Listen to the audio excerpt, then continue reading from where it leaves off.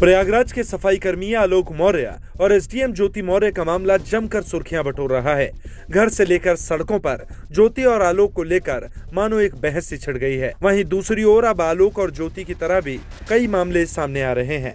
अब पत्नी की पढ़ाई को लेकर लोग गांव से लेकर शहर तक कई बातें सामने सुनने को आ रही हैं। पति पत्नी के रिश्तों के बीच में पत्नी के मुकाम हासिल करने के बाद दोनों के बीच में दरार आने के भी कई किस्से सुनाई देने लगे हैं। ताजा मामला प्रयागराज से 50 किलोमीटर दूर जरार गांव से सामने आया, जहां पति ने अपने हिस्से की जमीन बेचकर पहले पत्नी को पढ़ाया और जब पत्नी की नौकरी पुलिस में लग गई तो पत्नी पति से तलाक मांगने लगी। ये मामला तेजी से सोशल मीडिया पर वायरल हो रहा है। दरअसल प्रयागराज के रहने वाले रविंद्र कुमार प्राइवेट नौकरी करते हैं। वहीं उनकी पत्नी रेशमा यूपी पुलिस में सिपाही हैं। रविंद्र की शादी 7 साल पहले रेशमा के साथ हुई थी। शादी के 1 साल तक पति पत्नी के बीच बहुत प्यार था। रविंद्र ने कई अलग अलग जगहों पर प्राइवेट नौकरी की, तब पत्नी घर में रहकर पढ़ाई और सरकारी परीक्षा की तैयारी करती थी। शादी के 1 साल बाद पत्नी का नाम यूपी पुलिस के सिपाही पद पर आ गया। इसके बाद से ही पति पत्नी के रिश्तों में दरार आना शुरू हो गया। जमीन बेचे थे रोड के किनारे, जब नौकरी में लग रहा था तब बेचे थे। तो क्या लगता है, पैसे खर्चा किए और पत्नी साथ नहीं दे रही? साथ नहीं दे रही है, बिल्कुल साथ नहीं दे रही। सारा पैसा कौड़ी जो है उसका भाई निकालता है, उसका जीजा निकालता है। लेकिन उसकी आपकी पत्नी ने भी कई गंभीर आरोप लगाए हैं आप पर। क्या लगाई कि पैसा पूरा हम देते थे? नहीं, पैसा देती थी ना तो 1-1 रुपए का हमसे हिसाब लेती थी। सब्जी लाने जाते थे, उसमें से जो बचता था सब दे देते थे उसको हिसाब। अच्छा, आप क्या चाहते हैं अब? आप हमको न्याय मिलना चाहिए। किस तरह का न्याय? क्या चाहते हैं? न्याय मिलना चाहिए ये कि हमारा जो अधिकार है हमको मिले। अगर वो रहना चाहती है तो लिखा पढ़ी के साथ रहे।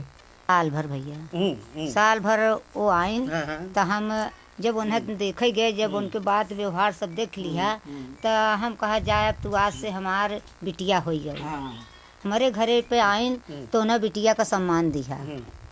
उनके साथ जो कुछ रहा करे इधर ही, वो हमें खाना साना बना के सब दें। सब अपने परिवार टोला किससे व्यवहार लगी अच्छे ढंग से रहें। जब नौकरी पाइन है ट्रेनिंग से उनका चालू हो गया है। चालू हो गया, हाँ। मतलब नौकरी पाने के बदलाव आया। हाँ। किस तरह का बदलाव आया था? ये बदलाव आवे लगा कि जब ट्रेनिंग में पैसा पावे लगिन तो मान ल हम कितना रहे तो तोहरे महतारी के सम्मान रहे।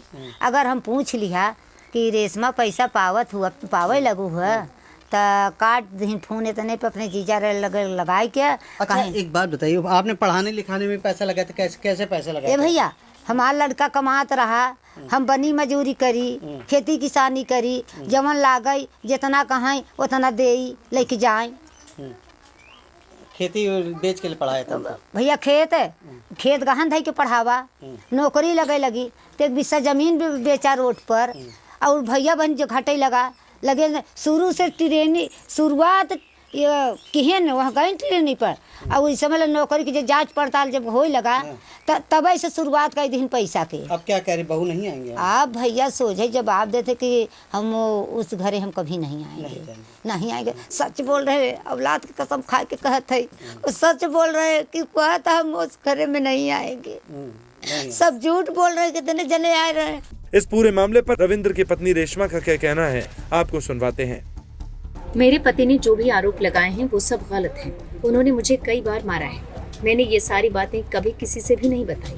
उन्होंने मुझे जो इतनी बदनामी दे दी है, क्या उस इज्जत को मुझे वापस कर पाएंगे? अगर हाँ तो फिर मैं भी उनके पास वापस चली जाऊंगी। फिलहाल ये मामला भी चर्चा में बना हुआ है। आने वाले समय में भी इस मामले की सच्चाई सामने आने की उम्मीद है।